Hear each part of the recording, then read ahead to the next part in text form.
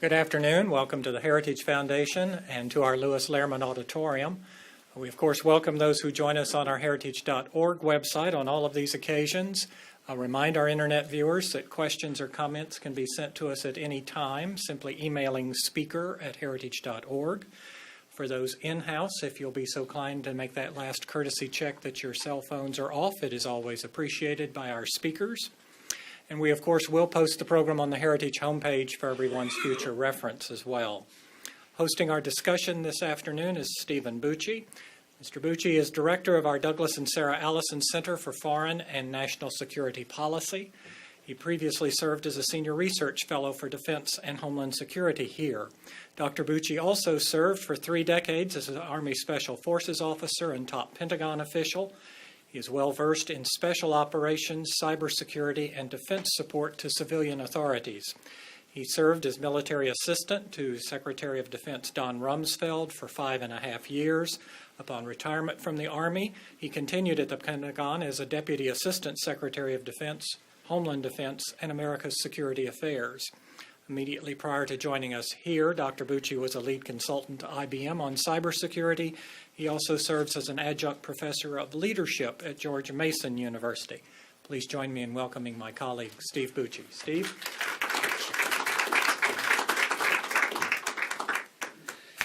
Let me add my welcome to everyone here. This is a subject that's sort of near and dear to my heart. As a Special Forces officer, we focused a lot on terrorism and countering terrorism in my career. We have a rare treat today.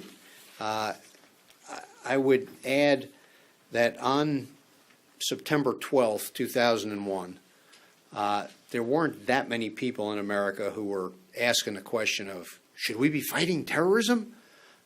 Because the decision had sort of been made for us. It's been quite a while since then, for some of us longer than others.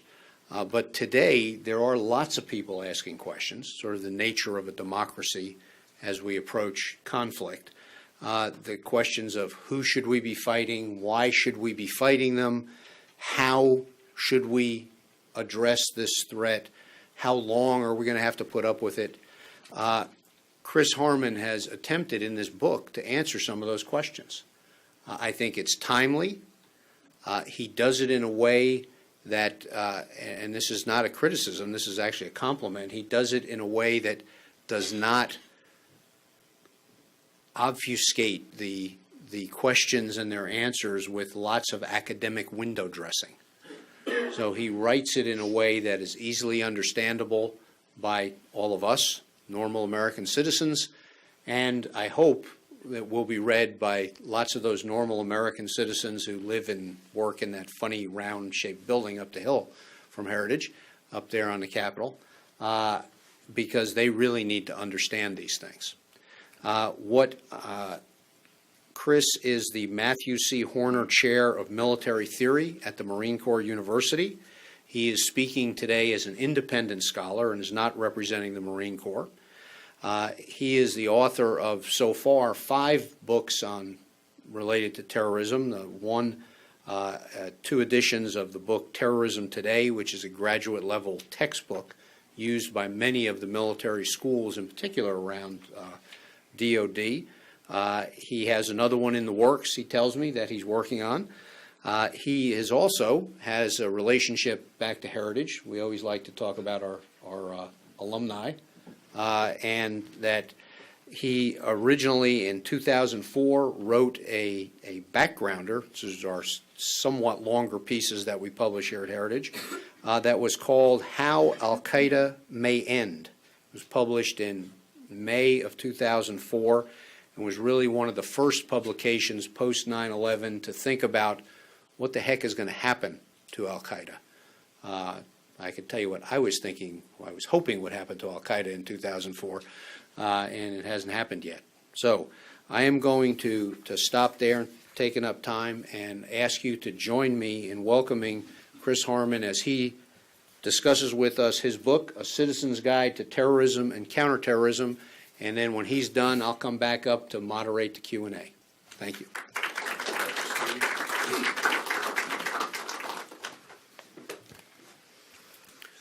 Thank you for coming on such a chilly day, and I'm delighted to present perhaps 25 or 30 minutes of comments and look forward to interaction with you then on the questions you have. I'm also very glad to see Jim Phillips here. I've worked on terrorism issues with Jim for, it must be a quarter century now, and there are very few people in the world who write with the intelligence and prudence that Jim Phillips does. Here's a couple of reasons why I wanted to write the book, so I'll start this way, with the way terrorism encounters the citizen. I remember back in 1980, reading some clippings in newspapers. It was in the Chicago area. And a woman was looking out her window near her home, and she saw a van pull up. And in that van, there proved to be some 9 different people. And they looked rather like an athletics team, you know, the jogging uniforms and the bags. But as she looked out her window, this lady, Mrs. Walter Jacobson, decided that she should be a little nervous about this. There had been some robberies in the area by the FALN, who were Puerto Rican separatists, and she noticed a few things that were odd to her. First of all, these athletic bags sure seemed much heavier than she was used to seeing with athletes. And secondly, some of the guys were smoking. So she decided this wasn't a workout at all, and she thought for a minute, and she called the police. And in effect, she interrupted an armed robbery that was plotted by 9 members of the FALN with 2 others nearby. And there was a cache of weapons and a sawed-off shotgun and all that. And these all went to jail, these people. Although, oddly enough, at the end of his tenure, President Clinton pardoned a bunch of them. One of the policemen who was there at the time said, just trying to be cheery, that they all felt lucky that day. And one of the others, a newspaper reporter, wrote that this happened during a routine traffic stop. And both of those accounts are really incorrect. It was really Mrs. Walter Jacobson. I've been unable to even find her first name, a completely obscure case now. But she broke an attempted robbery of the greatest importance by hardened terrorists who all went to jail thanks to her intervention. So you know that phrase now. It started in New York, and it's now kind of a nationwide push by Department of Homeland Security that if you see something, say something.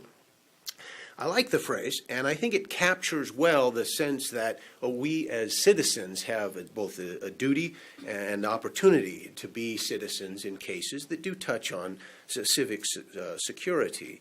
I like the slogan more than I do some which have more emphasis.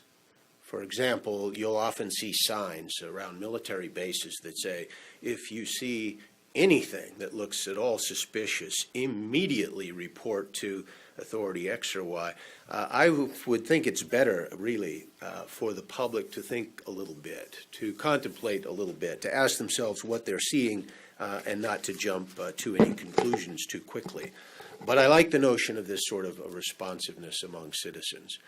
I do think that, by and large, citizens have some understanding that they are involved in some ways, and I wrote in part to tell the book, to tell the stories of some citizens who've been involved and in good ways.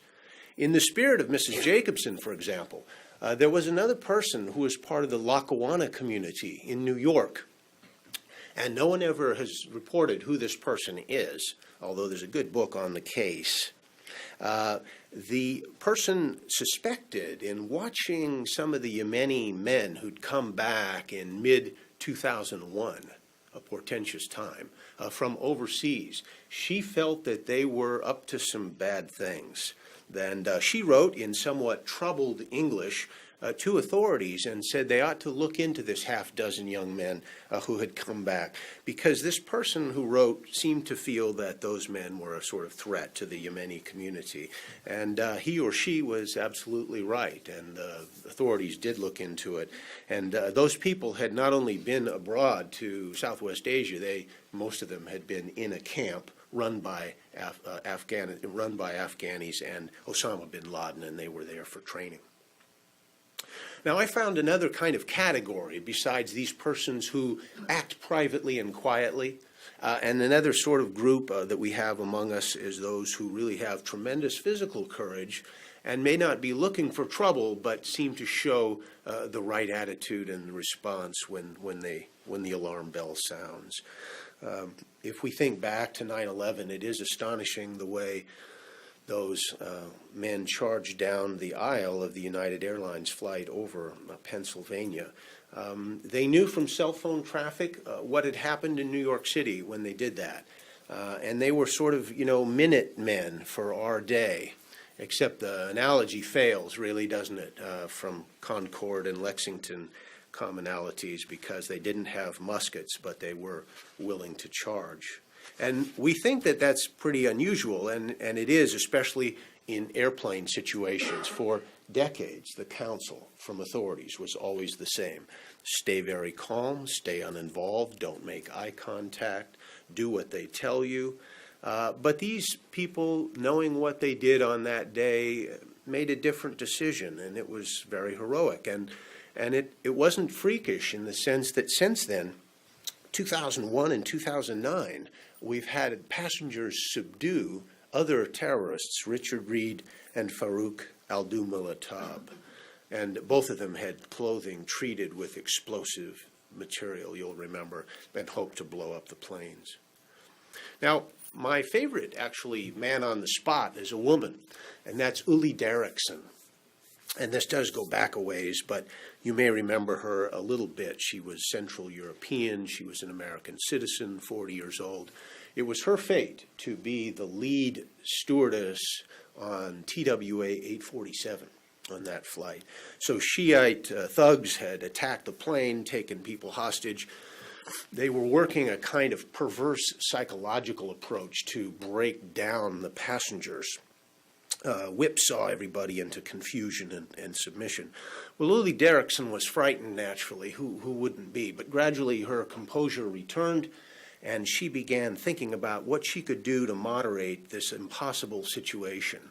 So, for example, it emerged that she spoke German, and some of the hijackers did as well, and that became the only common language, actually, that all the parties had. And she intervened, sometimes psychologically, sometimes physically. They once asked her to sing German songs to them, believe it or not, in the long, long drama of this hijacking, and she did so. Very strange.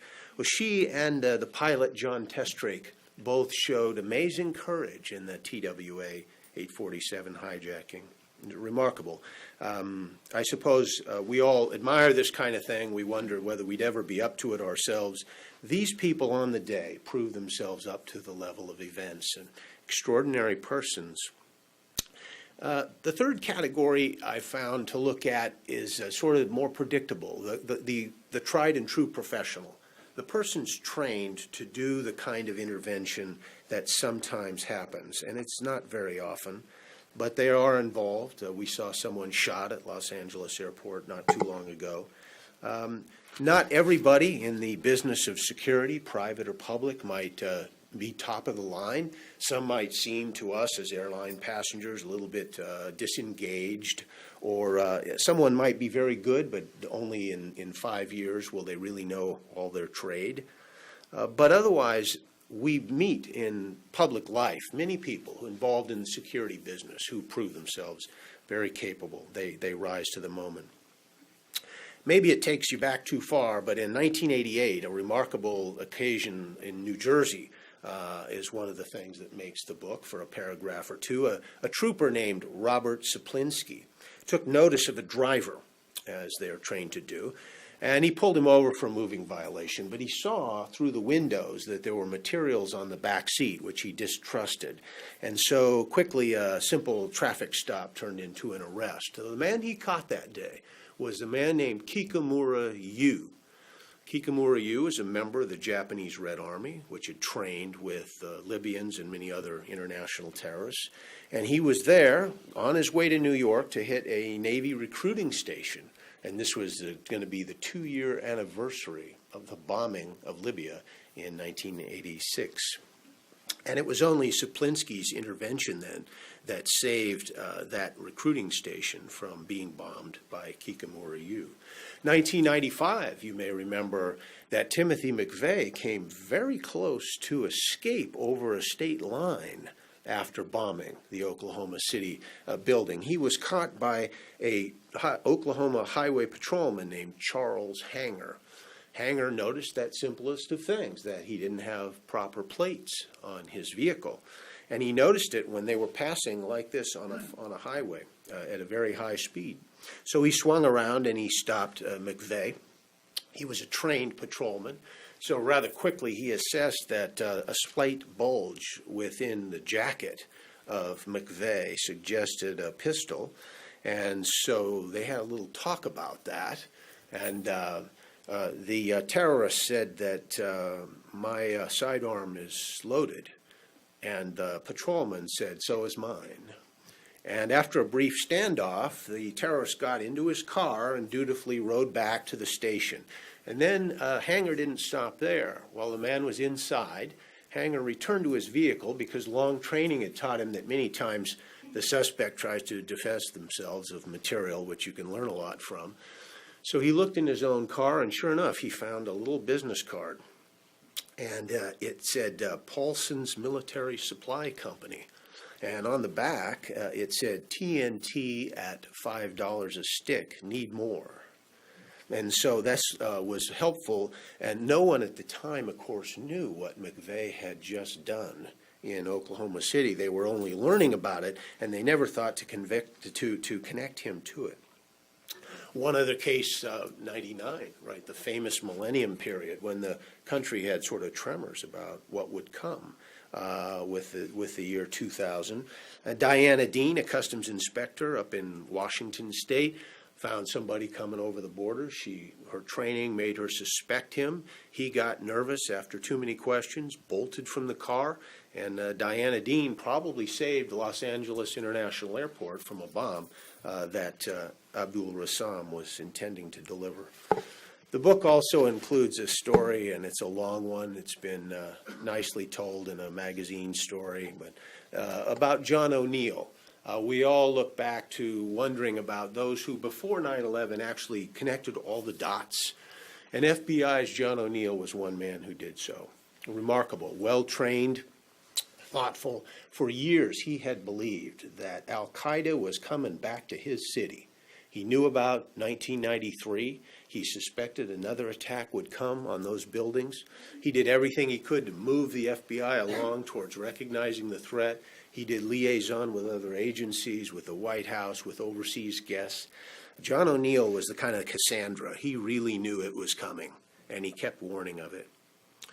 Eventually, he got discouraged, and he retired from the FBI, and he took a new job. He took a job as head of security in the World Trade Center in New York City.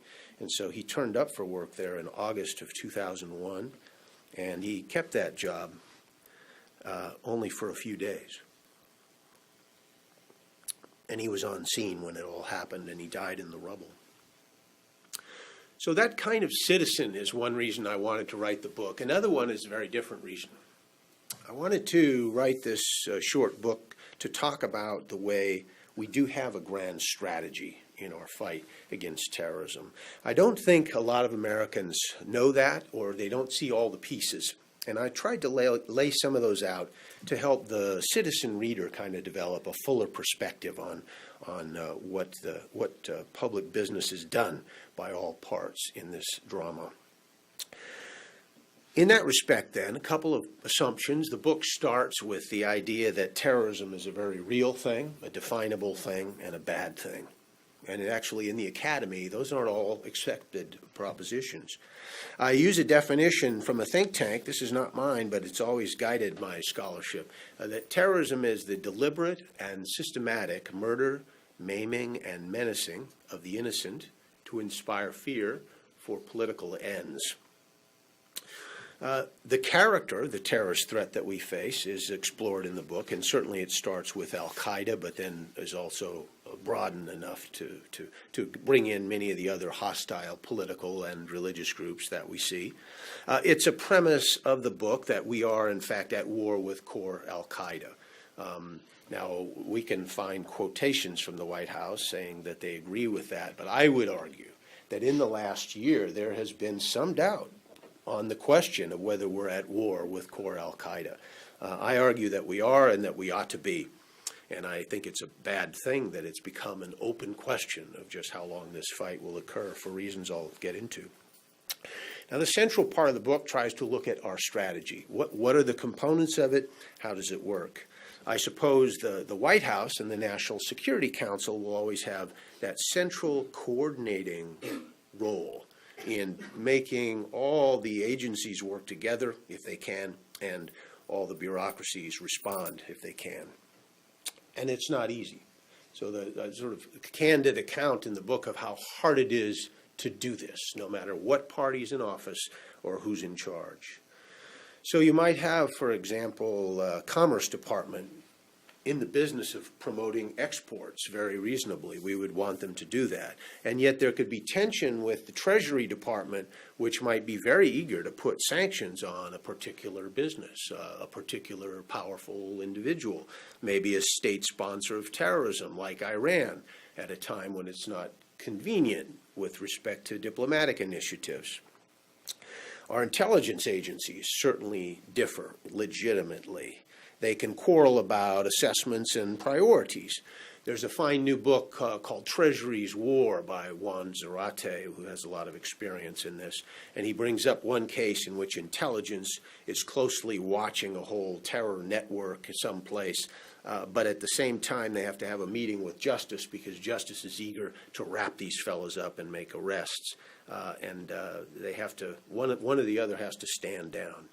Certainly state and DOD have their differences, and those are famous. I think for citizens, we don't see always how many overseas personnel we have that are not military or not CIA. So, for example, the Drug Enforcement Agency has a remarkable international network, which is very active, very smart people. They go through many of the same fine schools in the States that other experts in security do.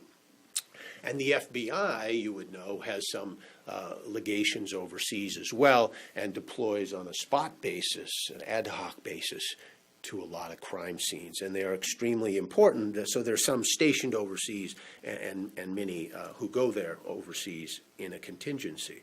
Even the New York City Police Department, to go back to New York for a minute, has a remarkable intelligence organization that probably was contested initially by folks like FBI and CIA. But they felt that if the federal government wasn't going to defend them very well, that after 9/11 they needed to set up their own defense. And so they put tentacles out and listening devices out, and they're trying to keep pulse on parts of the world which they think are dangerous. And they do this through all the appropriate, proper channels, but they're trying to watch the world before the world comes again to New York in a way that they don't like. So the NSC, if they're doing well, will sort of moderate some of these turf problems when they're federal. The book has then several page groups on each of the major elements of our strategy. So diplomacy, public diplomacy, economic tools, law enforcement, the military. Diplomacy is probably a good place to start. We know terrorism is very political. We know it's usually international. Diplomacy, therefore, has some prospects. And diplomacy's done well in some cases. In multilateral diplomacy, I think most folks regard the Irish settlement, which took from, maybe 1997 onward till 2007, that was an impressive product from multilateral diplomacy involving a lot of Irish and British players, but a lot of outsiders, including some Americans, like Mr. Clinton, like George Mitchell, a lot of others from around the world.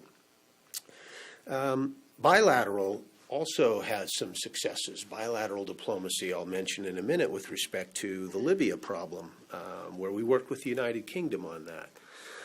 But I also, in the book, draw some cautionary notes.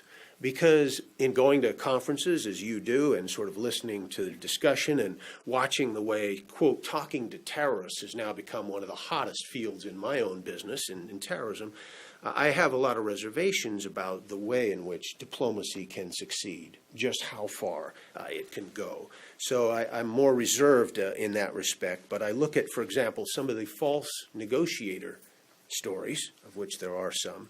One is Abu Abbas back in the famous Achille Lauro case where an American was murdered. He basically sent the gunman in to do the dirty work and then positioned himself vis-a-vis resident governments as a kind of intermediary who could step in and be helpful. There was an absolute classic by Colonel Gaddafi, one of his last cases, I find, of deliberate export of international terrorism.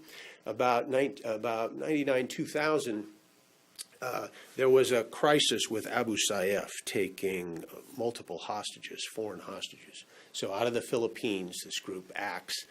Gaddafi then steps in a grandiose way as a mediator, and he offers a fantastic amount of money. 20 million is what's referenced by a Filipino diplomat who did a book on this.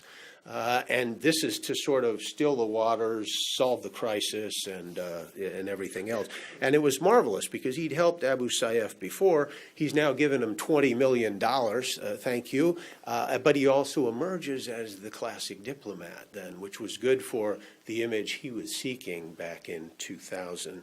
It was highly skillful stuff. So there's a lot to be wary about in diplomacy, of course, and there's not always an easy payoff. A lot of groups like, say, the LTTE Tigers went for decades with many attempts at intervention, which all failed, and they had to be simply crushed. Economics is an important tool. You know, we know, everybody, every college graduate knows that if you're going to do economic sanctions, it's important to have as many people in the mix as you can, and also to hold them with some patience for some time, because sanctions take a long time to work. But you know, sometimes they do work. I'll bet you, if you think about it, most of you will think that sanctions had some role in the resolution of South Africa with its apartheid regime. Certainly, my studies made me believe that Libyan behavior was changed by sanctions. It was changed some in the 1990s, and it was dramatically changed in about 2003 and 4. Some of the people are right here in town who did this. An intelligence man, Steve Kappas, and Ambassador Robert Joseph, they worked with the United Kingdom to press the Libyan authorities to get them to divest themselves of WMD, not only the supplies, but the actual machinery. The machinery, this is kind of a prelude to what you're seeing with Syria, the machinery for making that WMD was put on a ship and brought to the United States. It was a wonderful resolution of a very long-standing problem with the Gaddafi regime, and that was facilitated by intelligence and diplomats from two different countries, and it's extremely a good story. Well, I go then into the questions of the strategy, so I need to mention a few of these. Mr. Bush then writes the first national counterterrorist strategy that we have, right? And he actually did 2 of them. And his principles were defeat the terrorists and their organizations, deny them sponsorship and sanctuary, diminish the underlying conditions that terrorists exploit, and defend the U.S. at home. His government did a superb job of that. He got himself a very broad congressional authorization, which is now, I'm sorry to say, being prematurely questioned. He argues in his strategy that terrorists are truly evil. He's not afraid to say so. In fact, he says they are enemies of humanity, which is an old term in international law that sort of compares them to pirates or people who do genocide. He had a strategy of attacking the core of al-Qaeda, but also what his advisor Dave Kilcullen called disarticulation, whereby the links between the groups are broken up if need be. And I suppose assessing that would require clearances that I certainly don't have. The Obama administration enters the fight and actually surprises many of us, I think, probably you too, with remarkable continuity in some of the actual practices. Because rhetorically, he had suggested it was going to be pretty different. But in fact, more similarities than differences appear. Certainly his strategy, published in 2011, has less martial language. Certainly there's less of a conviction that this is a war. He does call for help from allies, which is prudent. He does say he's going to try to get at the roots of terrorism, something that's exceedingly hard to do. I wonder how Jim Phillips would assess getting at the roots of terrorism in the Middle East. I wonder how anybody with whatever level of expertise could imagine really solving those problems rather than just managing or dealing with them. But he tries to get at the roots. Mr. Bush had thought, we can do this best if we advance democracy, because democracy is a great prophylactic against terrorism. And that's a proposition which is by and large true, I think, but also has some difficulties, because we've seen many, many open societies which have wonderfully open political orders, but which are ravaged by terrorism. So it's not the full answer, but it may well be a part of a good answer. There's a bit of a paradox there. So I'm not sure that either Mr. Bush or Mr. Obama can tell us exactly how to deal with the roots of terrorism, but I suppose we all want to try. Mr. Obama said we need to do a lot more with allies and a little bit less on the go-alone approach. A marked rhetorical difference. I have no problem with that. Our international efforts are exceedingly important. They're at the very heart of trying to counter terrorism. In moral terms, he says less about the evil in terrorism and much more warnings to us about evil in our own practices. In other words, in counterterrorism, have we crossed the line in places and ways that are troubling? And he's especially worried about the conduct of torture. Again, I have no problem with that. I think we should all oppose torture. In terms of other things, he calls for a, quote, effective, durable legal framework for CT operations. Great idea, but I don't know if we've seen this yet. I don't think we have a durable and legal framework that our citizens understand, or even counterterrorism experts understand. I think that seems clear. So all the fuss, for example, about closing Guantanamo, I would say, is related to this failure to have an appropriate legal strategy.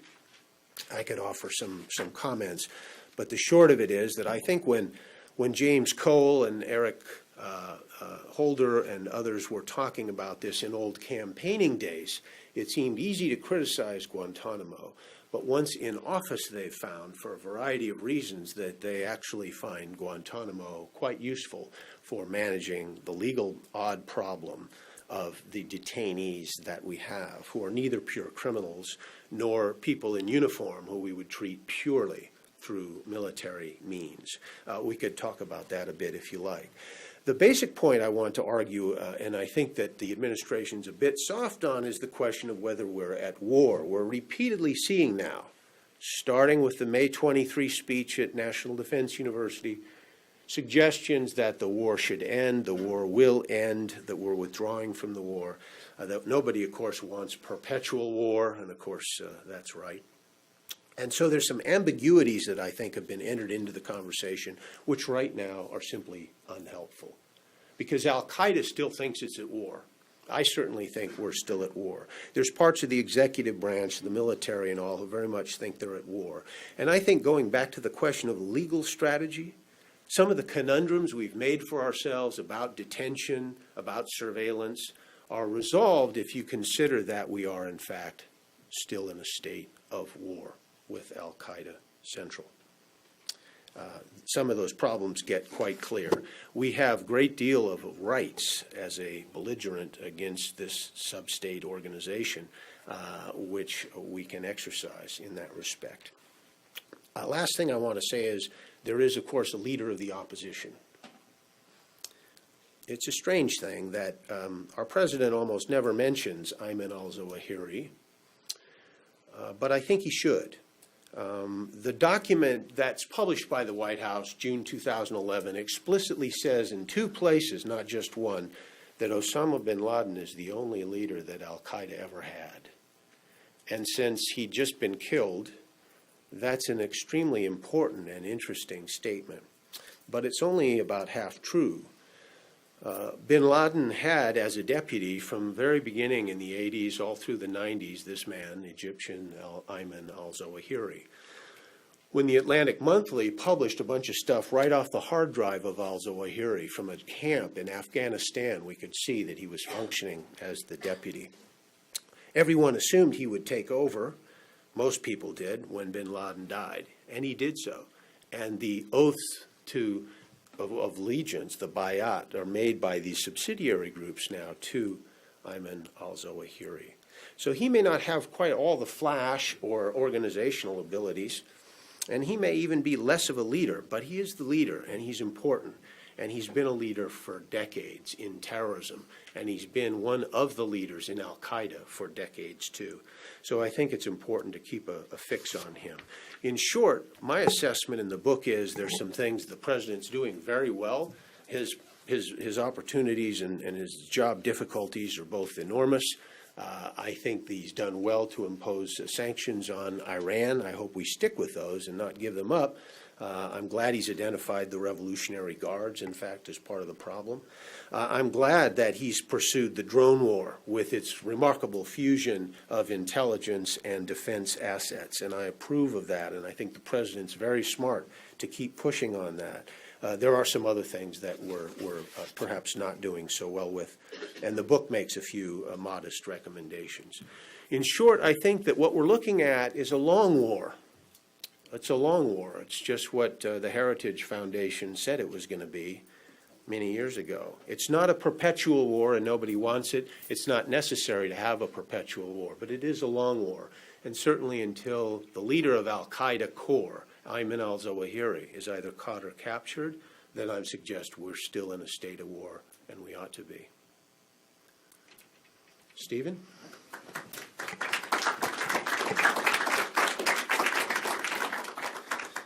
Okay, we have a few minutes for questions. I would ask you to raise your hand. I will recognize you. One of our folks will give you a microphone. Identify yourself briefly, and then please ask a question. All right, if I don't hear a question mark at the end of the second sentence, I'll ask you to stop, because if you want to give a presentation here, see me afterwards. We'll arrange for it, but we got Chris Harmon for today. All right, and the lady right here. Hi, my name is Saba Ahmed. I'm a law student at American University. My question is in regards to this long war that you referred to.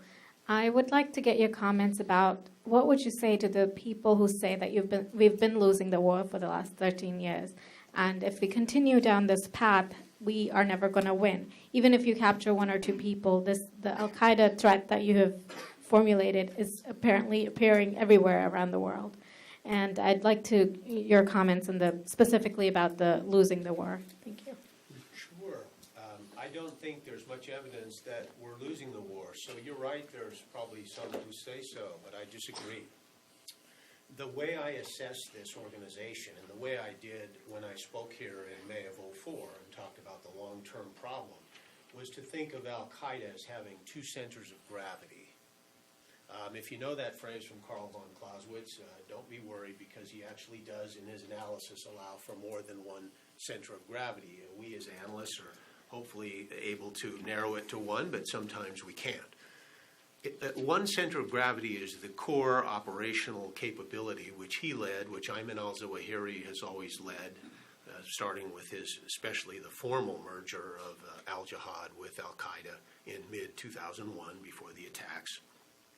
And all those sort of third operatives and personnel who very often are been caught and are in custody or in Guantanamo or in jails in Afghanistan and so forth. And hundreds of those involved have been caught. Many of them are the most talented or had direct roles in planning and executing operations. All of those people's the catching of those is all a sort of victory. But moreover, the international community is sort of alert and capturing some of those when they come through their territory. And so I think that part of it's impressive. The other side of it, though, is, as you suggest, the recreation of others, the raising up of new terrorists. This isn't anything about religion necessarily, although that is central to their ideology. But if we look at, phases of the Red Brigades in Italy or the Irish Republican Army. There's always a process of regeneration. We need to somehow get at that. On that account, I think we're doing very badly. I don't know that we're losing, but we're not making headway.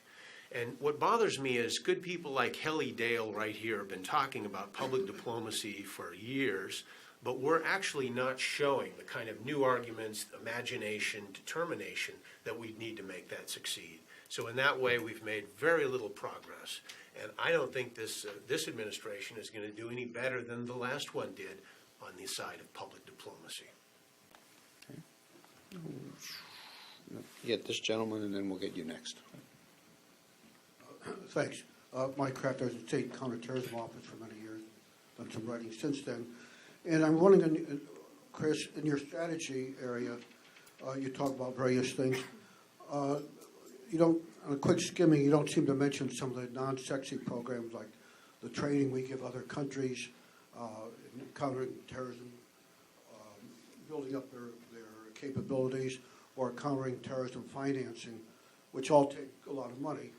You mentioned the budget's been cut since the Bush administration and since then. What do you see as the role of these training and non-kinetic programs, and any theories as to why it's so hard to get funding levels sustained by Congress? Yeah. Michael, thank you. You were careful to say that on the skim you hadn't seen that, but I think on a close reading you'll see it. You'll be happy to know there's a section in the what we can do on strategy that says something like our partners can catch terrorists too, because I think you're right. And in fact, I know how you spent your career at State, and the interesting thing is when we look at the Drug Enforcement Agency, we look at Defense Intelligence Agency, we look at so many parts of our operating forces, our military forces. Many of them are involved with these liaisons abroad, which are not understood by the public. So, for example, 5 academies around the world are law enforcement training academies. And you'll get this wonderful joint combination of the fellow from the Bureau and the fellow from DEA and somebody from Treasury that's an expert on terrorist finance and someone from Special Forces and maybe some international perspectives. And in places like Bangkok, these things run all the time. Budapest, Bangkok, there are 5 of these, and those are very important because they say, with bricks and mortar and a long procession of speakers, they say year after year, our allies count, our partners count. We're working this internationally. We're creating an international network, a CT, just like the terrorists have an international network themselves. So, my last job in Europe, ending in 10, was with a program that's now had 1,400 graduates from all over the world, all professionals in counterterrorism. So the U.S., and that in that case the Germans and the U.S., make tremendous investments in this respect, and I'm very optimistic about the yield in some of this. Okay. Lady right here. Thank you. My name is Leandra Bernstein with EIR, Executive Intelligence Review, and this is a 2-part question at getting at what you said about the roots of terrorism, and the overarching question for the 2 is what is your view of following the money?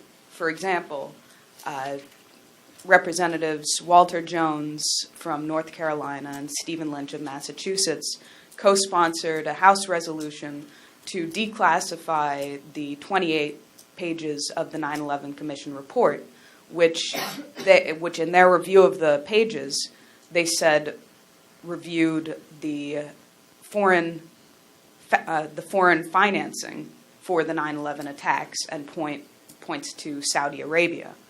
The second part of the question is your view of auditing certain banks, for example, HSBC, other banks that have been known to be taking part in the financing of terrorist groups in violation of money laundering laws and also in violation of anti-terrorism laws.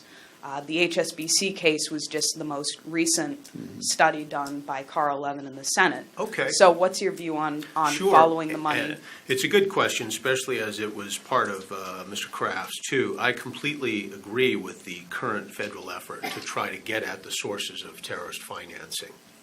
And boy, is that hard to do. I never say things like, money is the lifeblood of terrorism, or that with cutting off the money supplies we can strangle terrorism. I think that's a gross overstatement, and politicians should never say that. It's like being elected in a mayor's job in a big city and saying, I'm going to absolutely end crime, and if you come back in 2 years, you're going to want to reelect me because there will be. We wouldn't believe it, nor should we. Terrorism is important. It's one of the things that you have to in terrorism, you have to have some money. But it doesn't take much to do something like happened in, say, the Westgate Mall attack in Kenya recently. Something like that can be quite cheap. So-called lone wolf terrorism can be a long, elaborate process for 10 years, as it was for Andrews Breivik, or it could be a very quick, simple, ugly thing, like one man with a couple of machetes outside a British Army base in London a couple months back. That's cheap terrorism. So it's never going to be the essence of it, but it is part of a grand strategy. Second point is that sometimes the forensics value is fantastic. You know how the Bali bombing was solved? This was an incredible thing, a double bombing where they bombed a bar to drive people out into a public square, and that's where the major bomb was waiting. And the damage looks like the Luftwaffe had just hit the city. Okay, and the way that was broken was through financial forensics. So at some point, some of the money came in to an ATM, and to disperse the money, these fools all went down there together. So they're all looking into the picture, waiting for their share. And so by simply finding one ATM slip, authorities were able to get right to the bottom of the case. It's never usually that easy, but it was in that case, and Selena Rialiu has nicely documented that. She's here at National Defense University. So there's a lot of reasons why it's worth it. We should just never overblow the payoff. It's just part of our grand strategy. It's rarely going to work as easily as it did in breaking the Bali case. And Chris said I could chip in now and then if I wanted to. I have to tell you, as a former Special Forces officer, I was greatly heartened the first time I went to one of U.S. Special Operations Command's global synchronization conferences at the amount of focus they put on the terrorist financing aspects of it and how it could lead to other operations and stopping those things from going on. It is an enormous part of the national effort. So I would never discount how much of that we're doing. They're paying attention. They might not put it out to the general public, but there's a lot of effort all the way across the U.S. government and in conjunction with our allies. It's a major track of our counterterrorism effort.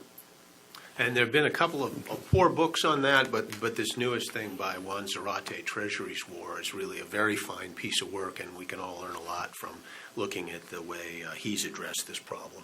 Okay. All right. Young lady right here, and then the gentleman in the back. Hi, Rebecca Buckheit. I'm here at the Heritage Foundation. Dr. Harmon, you talked about public diplomacy and the fact that it seems that we really aren't doing it so much. And I was wondering if you could give some examples of perhaps if there are any of public diplomacy efforts that are working in counterterrorism, as well as some efforts that we should be implementing. Yes, the opportunities are wide open. Some of them we explored during the Cold War. So good congressmen who many of you would know, like Jack Kemp and Jim Corder, exported the ideas, in a way, of American democracy by doing things, by supporting international broadcasting, other work at the U.S. Information Agency. I was in Warsaw for the first time in my life, and I was able to buy an old yellow copy of Solidarity, which we openly added to funding to during that crisis back in the 80s. And it was very exciting to watch the way in which that funny little organization came out of nowhere and had such an amazing effect. Of course, the Pope's another case of having an amazing effect, and that was just as important as the political side. These things can have effect. People like Andrei Solzhenitsyn and others who've come out of the Soviet Union say that we are absolutely ignorant and blind to the good effects we ourselves were having, that we didn't realize the kind of thunder this created over there. In a world deprived of information, what little we could provide was greatly important. Well, I think we've mostly forgotten that. And it's too bad. And we've not only broken down the United States Information Agency, we've tried to then build up some structure. So the new public diplomacy team seem to always have a pretty good budget. I think it's something like $800 million now, which is about half our total public diplomacy budget, $800 million for broadcasting and such, perhaps. And we have a new television station that's aimed at the Arabic speakers, for example, based right here in Springfield. We have a new effort by the last Secretary of State to get some things going on social media, which is probably wise. But in fact, we have so far an elaborate attention to technology, to budget, to media. And you know what the problem is? We don't know what to say. We don't know what to say. We're embarrassed by many of the ideals that were the thrill of our founders. We're not really sure how to frame the arguments. We don't want to attack the Salafi jihadists who call themselves that because somehow we think we're going to use the wrong words and we're going to alienate Muslims. We fail frequently to give airtime or to amplify the speech and argument of some very fine critics of the terrorists themselves who were on the inside. The Egyptian who helped raise bin Laden, many of the people at places like the Quilliam Foundation who quit Hizb ut-Tahrir. The defectors are very valuable. It's folks like this who we could really work with and use more, and we don't do that. We really have a poverty of imagination on the public diplomacy side. Yeah. All right. Gentleman in the back, then I have one that's from the web. Chris, do you think the IRA Get- and BASC... Can you talk into the microphone, please? Do you think the IRA and the BASC terrorists have gone away as a long-term problem? Right. It's a good question of whether groups ever sort of end. And sometimes they seem to, and they just change their name. I had hoped, for example, that the successful rendition of Abdullah Öcalan in 1999 had quieted forever the PKK, the Kurdish Workers' Party. And I was sort of half wrong. I mean, we got 5 years of peace in that theater, which I think was welcome to the Turks and other Kurds who weren't PKK terrorists. But in fact, they managed, after name changes and other kinds of work, to sort of creep back. With the Irish Republican Army, we've seen an incredible breakthrough. When you have people like Martin McGuinness and Jerry Adams taking senior posts, or in Adams' case now, he's actually an MP in Eire in the Southern Republic. When you have people like that get out of the fight, advise others to get out of the fight, you've had a real ground changer, and that's exciting. But there are remnants. Some are older, and some are very young, and they think the guys like Adams and are pacifiers, appeasers. But I don't think that the Irish case will blow up again. And with respect to ETA, I've argued in Orbis a couple years ago, that organization's dying. And that's not a small thing. It's founded at the end of the 1950s. It's been an attempt to make insurgency. It's always had political and terrorist dimensions of it. But right now, there's hundreds of those people in jail in Spain and in France. And moreover, they've published a rejection of violence as not the way to go. The Spanish have also compromised them by encouraging Pacific Basque nationalism while roughly opposing the terrorists with law enforcement, with proscription of their political fronts. And so you've got actually a great success story by a couple democracies here with the Irish and the Spanish. There are ways to do this. It's not balanced towards military things. It's usually, as much as anything, law enforcement. It involves persistence. It involves leadership. It involves clinging to the higher ideals of democratic politics and refusing to let terrorism be an alternative to democratic politics. And the leaders in Spain have done that. The leaders in Old Italy did that too. So there are some good success stories. Okay. And we have one from our group watching on live video. And this is from Adam Johnson, and he says, the speaker implies we are still at war. Actually, I thought you said we were still at war. But if al-Qaeda is religiously inspired and we're still fighting them, wouldn't we be therefore in a religiously inspired war carried out by military means? Carried out by terrorism means, not military. Most states in the world have forces that have guns, and they're not terrorists just because of that.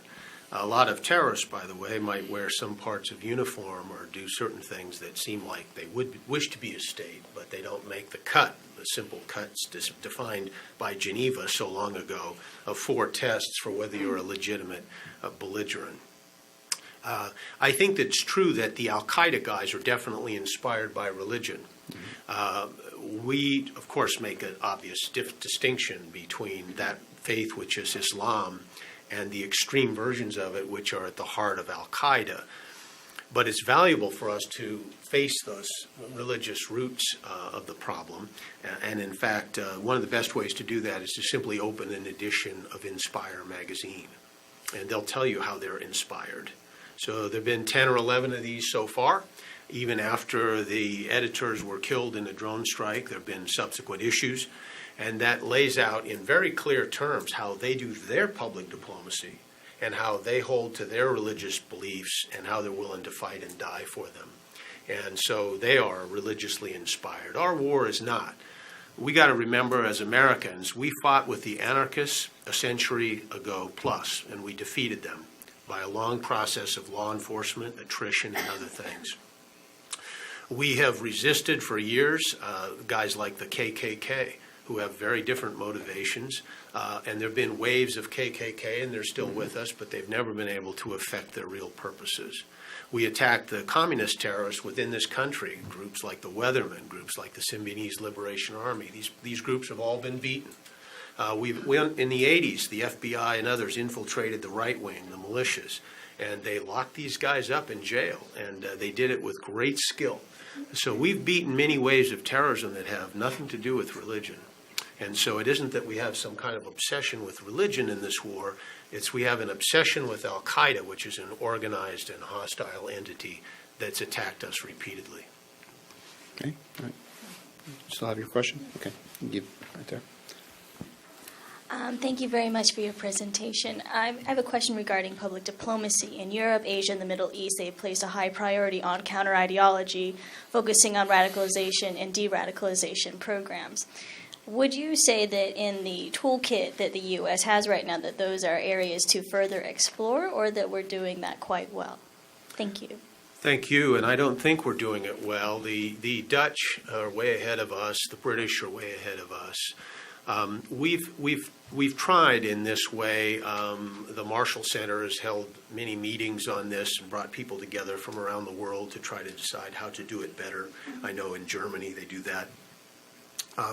I think that it's very difficult to change people's ideas, and I think that you have to have people that have the right arguments and sometimes the right qualifications. So in an audience that I've seen, there's nothing quite as powerful as a member of one of those organizations that has quit. In the past, with some of our wars, we can take an example from this, whether it's the first war in the Philippines at the turn of the century, or the war against the Haq Balahab that ended with Louis Turuk's surrender in the mid-1950s. In both cases, the commander of the opposition in our custody wrote books and went on, gave lecture tours and such. I mean, and they actually talked about the prospects for the Philippines being a partner of the Americans without being subservient. It was incredible public diplomacy. And they have a kind of credibility that no professor from University X or Y can have. And I think that's a good example of how we can do far better. In terms of de-radicalization, again, some successes by Saudis, Yemenis, and some other countries, but also some losses. Recidivism's a problem in prisons. It's a problem in terrorism too. So you never are absolutely certain that you've changed the man's views. There are some very good cases, and the Saudis especially have worked very hard on this because they are stung by the fact that many of the dollars in al-Qaeda came from various monies, usually private in Saudi Arabia and other places, and they want to fight back. And they also got stung by al-Qaeda allies like Saudi Hezbollah and such, or people in the not formally allied, but terrorist groups have stung the Saudis, and they're trying to overcome the direct personal threat too.